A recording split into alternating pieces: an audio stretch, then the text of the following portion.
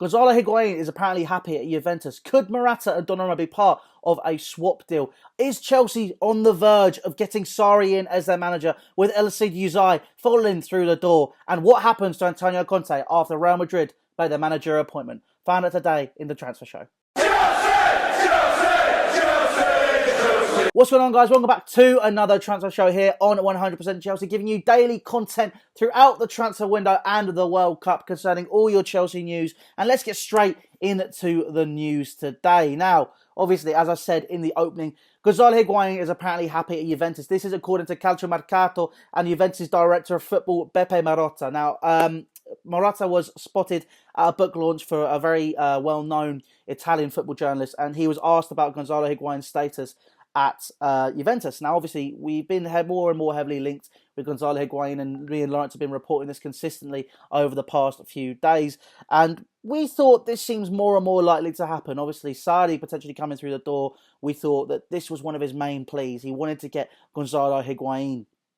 But according to the director of football at Juventus, it's not going to happen. So he hasn't filed a report. He hasn't filed a transfer request. And, you know, that's probably what he needs to move.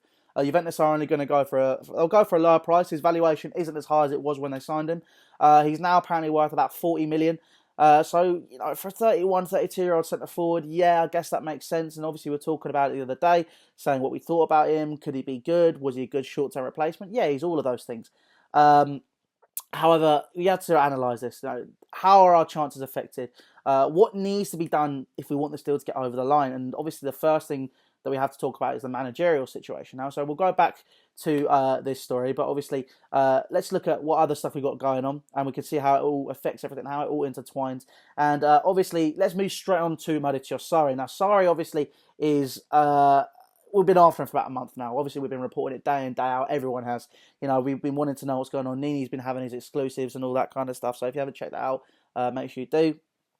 But yeah, apparently this is pretty much done and dusted. So the two things which I've seen and I think are slightly contradicting is that basically Sarri is done, but there's two things. Now, one story was suggesting that basically Uzai was going to follow him straight through the door. That was going to be part of the deal, and David Luiz going the opposite direction. Obviously, this has been something which has been contemplated over the past month or so, because obviously David Luiz wants first-team football. He wants to see how much more he can get involved in terms of his playing time, and at Chelsea, that seems very unlikely.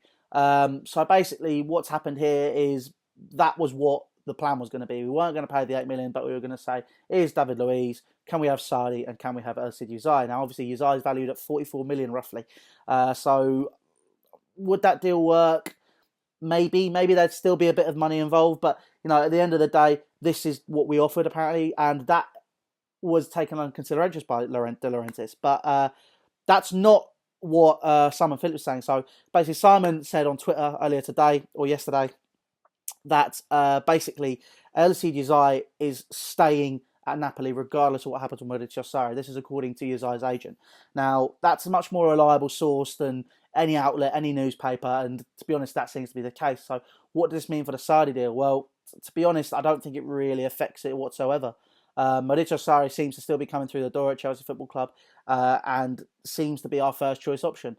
Like I've said on previous occasions, like Lawrence says, like we've all said, look, as soon as this deal happens, that's when we can all take a breath and we can sort of see how we can push forward. But obviously, the sooner it's done, the better. Obviously, we reported a couple of days ago that you know, it was in the pipeline to happen this week. You know, today apparently was a pivotal day regarding Maurizio Sarri, and quite frankly, you know, obviously we haven't heard anything, there hasn't been any movement. So over the next 2 days, we're going to have to see what happens. But look, the World Cup starts in 2 days. Obviously, clubs are going to be scouting players while they're out there. Potentially some of our targets could be picked up by some other clubs if they see them doing well and moving while we're still stagnating over this managerial appointment. And regardless, the manager is going to be given now about a month to get all his deals done. And that could mean him not even getting his first choice options again. So, you know, realistically, I'm looking at this from an angle of, you know, people say I'm negative. I saw the comment section the other day. Quite frankly, I don't care. You know, we have to look at this and be real. When Sarri comes through the door, that's when we can start looking at players coming in and players leaving, because we need to understand what he wants and what he needs. But until then, it's a pretty pointless debate of seeing who's coming and who's going. Um, but speaking of that pointless debate, obviously Higuain was a player which Saudi wanted, so this could still be potentially part of the deal. But the longer he stays not in a Chelsea job, the longer it's going to take for us to get a player, the less likely it's going to be. All of this is going to it's swings and roundabouts. So we just have to see what happens with that. But I can move on to our other story as well. But this is according to Corriere dello Sport. So this is something that we all thought had died. Alvaro Morata's potential transfer to AC Milan or an Italian club. People thought it would be Juventus. He was meeting representatives in Milan right at the end of the season, and this seems to be moving again. This seems to have a bit of traction behind it. So Laurence Bertoni has said that Chelsea value Morata at around £61 million, but we are willing to move in for Gianluigi Donnarumma as a replacement for Thibaut Courtois and send Morata in the opposite direction. So AC Milan currently, as a club, are in a bit of financial turmoil. Their owners are looking to sell after investing last year and not achieving their targets.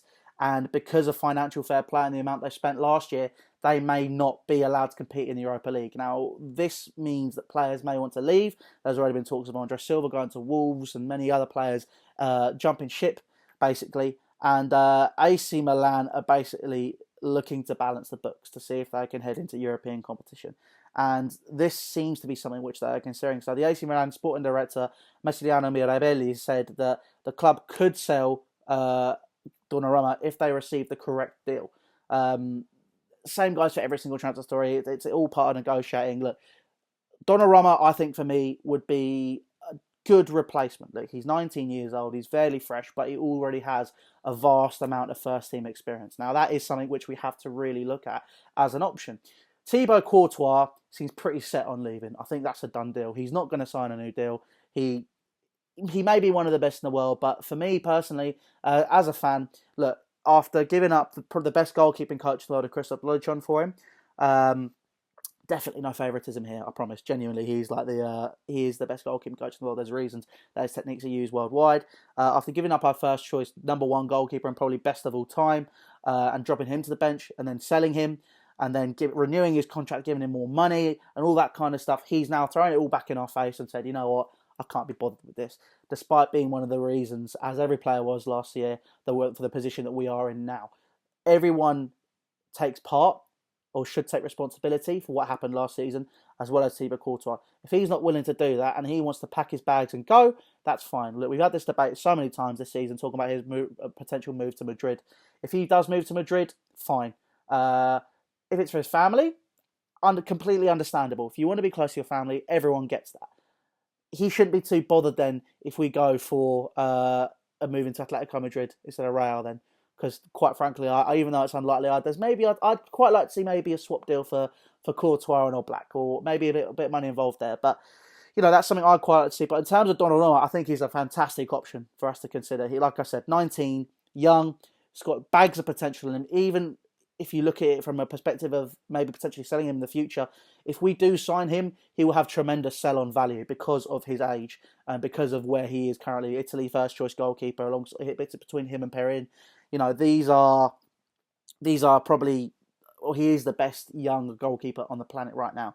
So if the valuation of 61 million for Morata meets the value for Gianluigi Donnarumma, then do the swap, I'd say. I'd say that and then try and move Thibaut Courtois as quickly as possible. But again, we just need to see who wants this and what the potential for this is going to happen once Mauricio Sarri comes through the door. But that's all swings and roundabouts. And it'd be interesting to see. Obviously, leave your thoughts on all the stories down in the comments section below. And obviously, the final story today is there hasn't really been a lot floating around.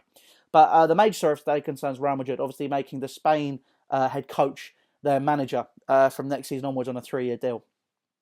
Obviously,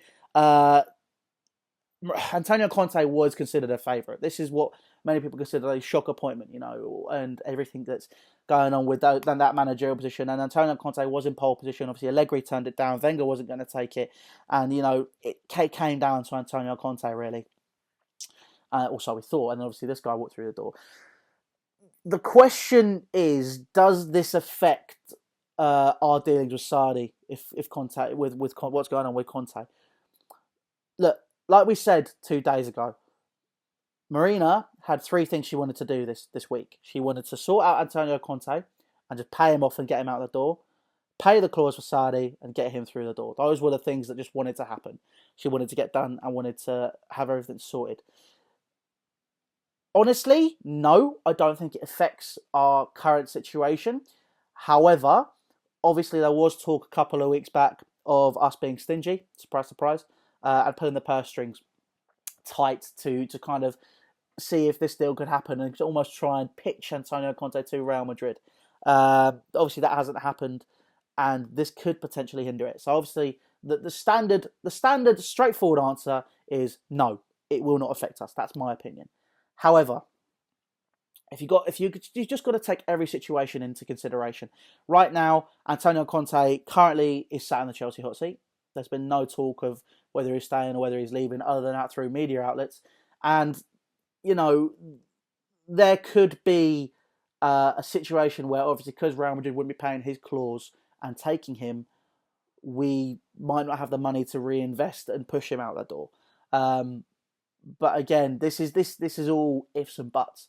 Right now, as we keep saying, all these transfer rumours are rendered pointless because we don't know what's going on in terms of who's sitting in the hot seat come the beginning of the season in August. Become the Charity Shield at Wembley, beginning of August, against Manchester City. Who's going to be sat there?